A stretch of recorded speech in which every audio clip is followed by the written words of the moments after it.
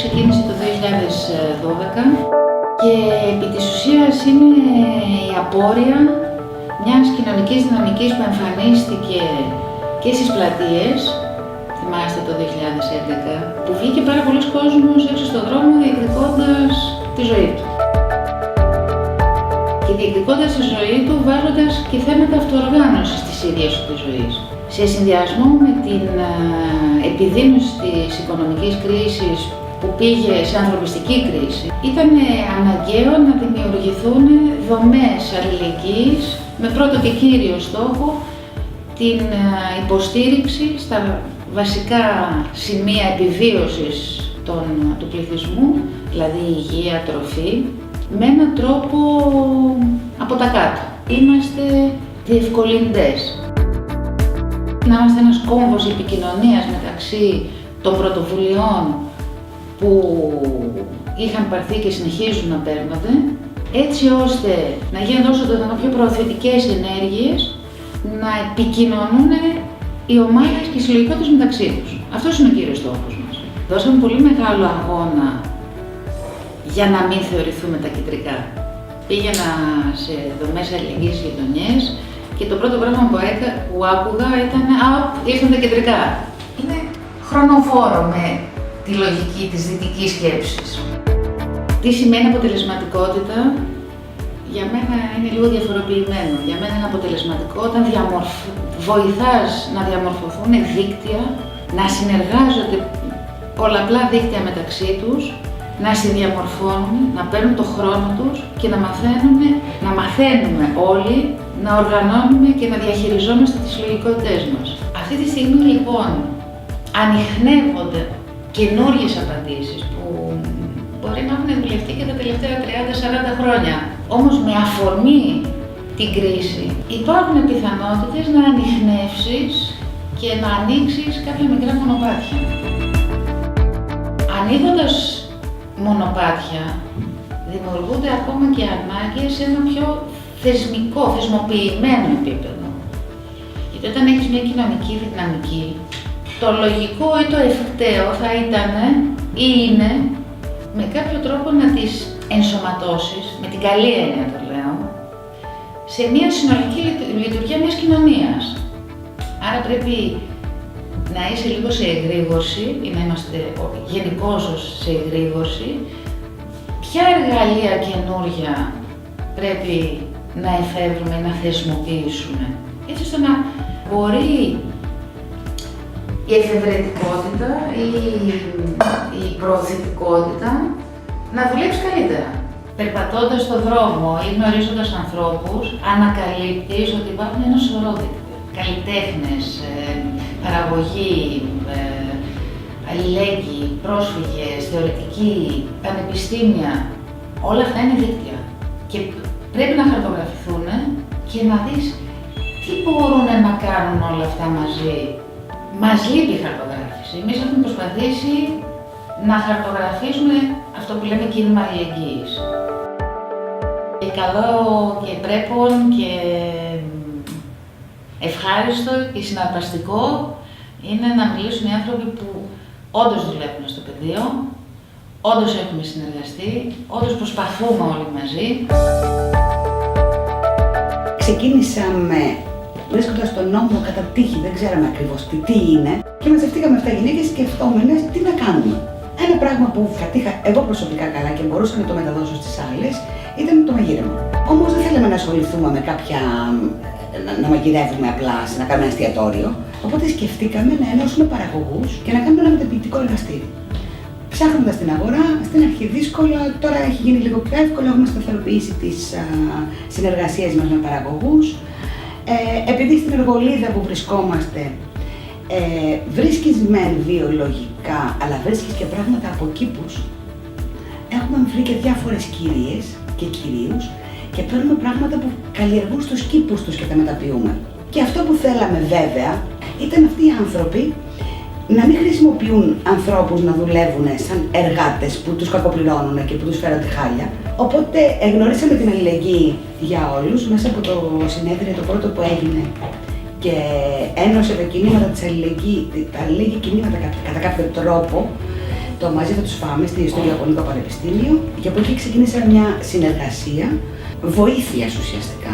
Αλληλοβοήθειας, δηλαδή μας έχει στηρίξει η αλληλεγγύη σε αρκετά πράγματα. Και ήμασταν ένας από τους παραγωγούς που στείλαμε προϊόντα στο Βέλγιο. Επιλέξαμε δύο προϊόντα οι Βέλγοι, τη μαρμελάδα ντομάτα και τα καραμελωμένα κρεμμύδια. Τα καραμελωμένα κρεμμύδια τα κάνουμε με καστανή ζάχαρη που την παίρνουμε από το δίκαιο εμπόριο και βαλσάμικο από έναν μικρό παραγωγό. Και τη μαρμελάδα ντομάτα είναι ντομάτες ολοκληρωμένης διαχείρισης, με καστανή ζάχαρη πάλι του δικαίου εμπορίου και λίγο λεμόνι που είναι τους κήπους μας συνήθως. Μέσα από το χώρο της αλληλεγγύης λοιπόν, προέκυψε η ανάγκη, επειδή είμαστε κινσέπ και επειδή το νομοθετικό πλαίσιο δεν είναι ακριβώς αυτό που θα έπρεπε, όσον αφορά το φορολογικό, το ασφαλιστικό γενικότερα, και έχουμε κάνει μια ομάδα συντονισμού των κινσέπ. Προσπαθήσαμε να δημιουργήσουμε, να μαζέψουμε τις ανάγκες κάποιων κινσέπ και να το προωθήσουμε σαν προτάσεις στο Υπουργείο για το ποια είναι τα προβλήματα που αντιμετωπίζουμε για να μπορέσει να γίνει η αλλαγή του νόμου.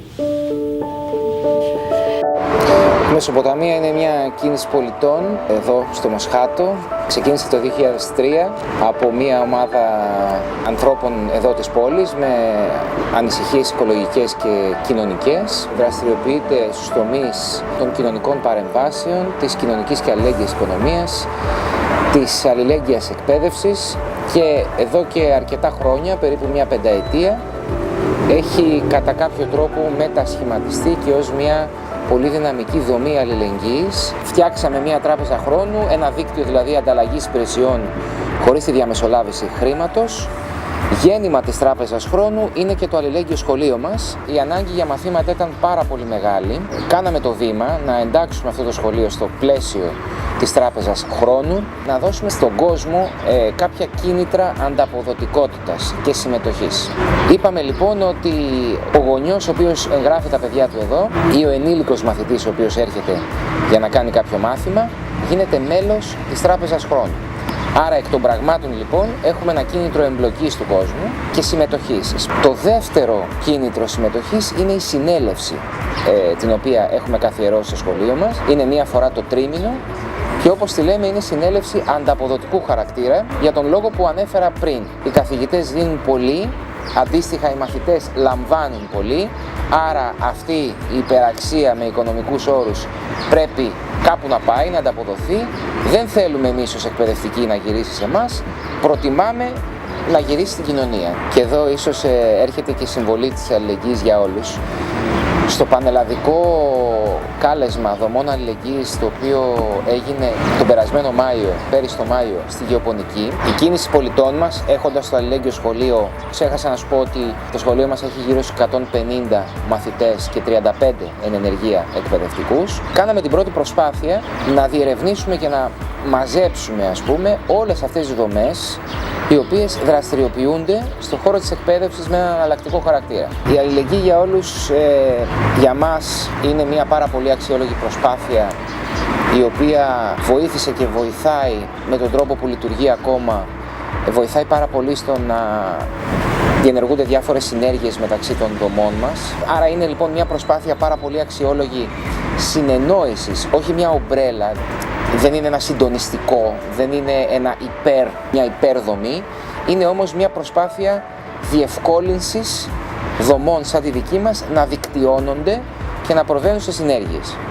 Ως προς το υλικό κομμάτι, η αλληλεγγύη για όλους μας έχει στηρίξει σημαντικά κατά καιρούς, είτε με τρόφιμα, τα οποία τα δίνουμε στις οικογένειες οι οποίες στηρίζονται από το καλάθι αλληλεγγύης που έχουμε, μια διαρκής δράση που υπάρχει εδώ, είτε στο εκπαιδευτικό κομμάτι μέσω τετραδίων και χρηματικά με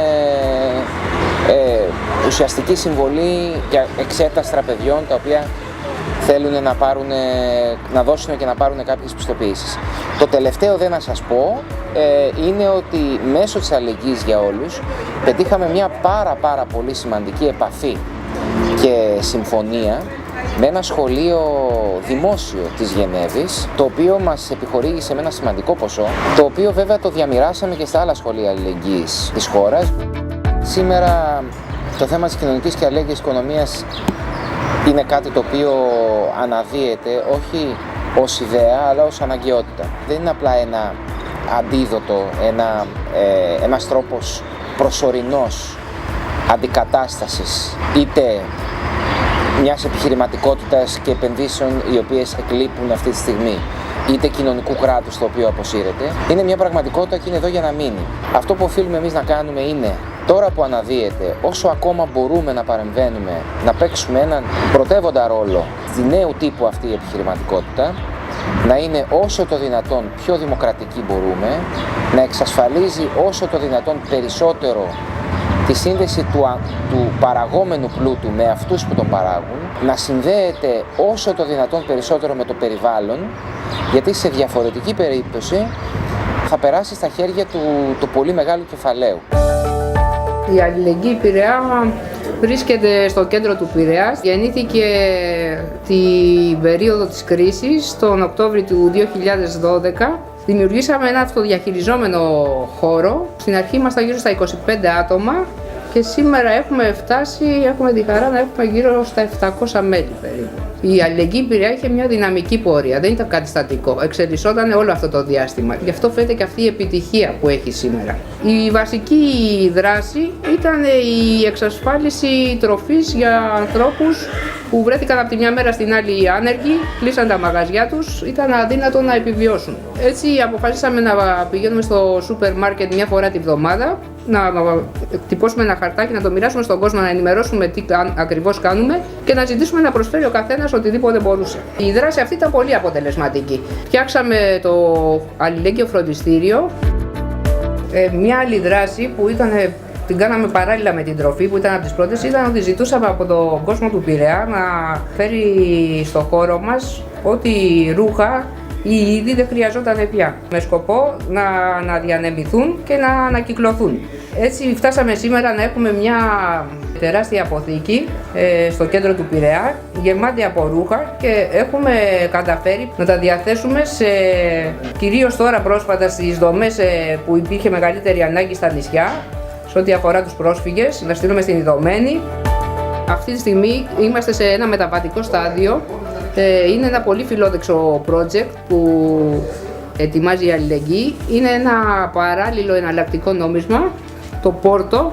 Το μήνυμα του χρόνου που μπορεί να διαθέσει ο καθένας είναι 4 ώρες την εβδομάδα, προκειμένου να εξασφαλίσει αυτά τα πόρτο για να έχει κάθε 15 μέρες τη δυνατότητα να παίρνει τα είδη ό,τι αφορά το σούπερ μάρκετ και να νιώθει και να το κάνει αυτό και να το παίρνει με αξιοπρέπεια. Την αλληλεγγύη για όλους την γνωρίσαμε το 2013. Καταρχήν σε τροφή μας έχουν στηρίξει. Τη σημαντικότερη οικονομική βοήθεια μας την πρόσφεραν το χρόνο που μας πέρασε, όπου μας βοήθησαν να ανακαινήσουμε και να επισκευάσουμε τόσο αυτό το χώρο στην Ευρυπίδο που είναι το στέκι μας από την αρχή, όσο και στην Τζαμαδού που είναι το φροντιστήριό μας, και γενικότερα μας έχουν βοηθήσει ως προς και συμβουλευτικά ό,τι αφορά την κοινωνική οικονομία. Η Αλληλεγγύη για όλους μας φέρνει σε επαφή με διεθνείς οργανώσεις και δομές. Αυτό που χαρακτηρίζει την Αλληλεγγύη Πειραιά είναι η ισότιμη συμμετοχή όλων των μελών και οι δημοκρατικές αποφάσεις, τόσο ως προς τη λειτουργία όσο και προς τις αποφάσεις. Μέσα στα πιο βαθιά χρόνια της οικονομικής κρίσης, τον Μάιο του 2013, μία παρέα αποφάσισε να εμπλακεί με την Αλληλεγγύη και να ανοίξει στον 4ο μεγαλύτερο δήμο της χώρας ένα κοινωνικό ιατρείο, ούτως ώστε να μπορέσει να προσφέρει τις υπηρεσίες του στους 1,5 εκατομμύριο τότε ανασφάλιστους συμπολίτες του. Ένας άλλος λόγος που ανοίξαμε το Ιατρείο Κοινωνικής Αλληλεγγύης Περιστερίου ήταν γιατί δεν θέλαμε να πεθάνει η έννοια της δημόσιας και δωρεάν υγείας. Δεν θέλαμε να ξεχάσει ο κόσμος ότι η υγεία είναι αγαθό. Ζητήσαμε τη βοήθεια της αλληλεγγύης για όλους, γιατί δεν ξέραμε πώς να το κάνουμε, και με πολύ χαρά μας βοήθησε. Μας έδειξε με ποιους μπορούμε να συνεργαστούμε, γιατί τα βήματά μας ήταν εμβρυϊκά στην αρχή. Μας έφερε σε επαφή, μας έδειξε τον τρόπο και έτσι επεκτάθηκαν οι δραστηριότητες του ιατρείου μας. Ταυτόχρονα φάνηκε η ανάγκη ότι έπρεπε, εκτός από το να προσφέρουμε τη βοήθειά μας και την αλληλεγγύη μας σε αυτούς τους ανθρώπους, ότι έπρεπε να διεκδικήσουμε και σε πολιτιακό επίπεδο τη δημόσια και δωρεάν υγεία. Φτιάχτηκε ένα συντονιστικό κοινωνικών ιατρίων αλληλεγγύης, για αρχή στην Αττική και μετά έγινε πανελλαδικό, το οποίο πάλι η αλληλεγγύη για όλους μας βοήθησε πάρα πολύ, διότι έκανε όλη τη λάτζα στην ουσία. Μέχρι πρότινος δεν υπήρχε κάποιο ειδικό νομικό πλαίσιο. Σήμερα έχουμε και έναν καινούριο νόμο που εξασφαλίζει την πρόσβαση των άπορων και των ανασφάλιστων συμπολιτών μας, καθώς και των προσφύγων. Με την αλληλεγγύη για όλους έχουμε μια ισότιμη σχέση, έχουμε κοινούς στόχους και έχουμε και κοινή πορεία όλα αυτά τα χρόνια. Οποιαδήποτε βοήθεια χρειαστήκαμε, απευθυνθήκαμε και την πήραμε. Μας βοήθησε σε ζητήματα όπως ήταν ο εξοπλισμός του ιατρείου, σε ζητήματα, αν θέλετε, πολύ πιο ουσιαστικά στο πώς μπορούμε να κινητοποιήσουμε τους συμπολίτες μας στην έννοια της αλληλεγγύης.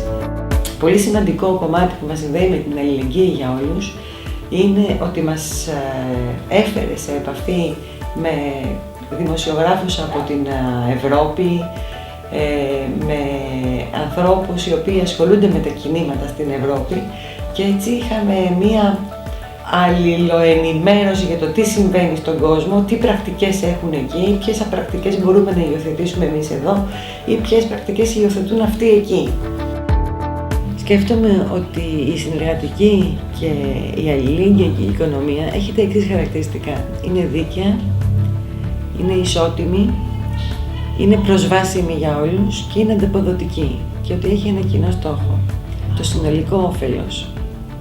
Νομίζω ότι αυτός είναι και ο στόχος που πρέπει να βάλουμε από εδώ και μπρος.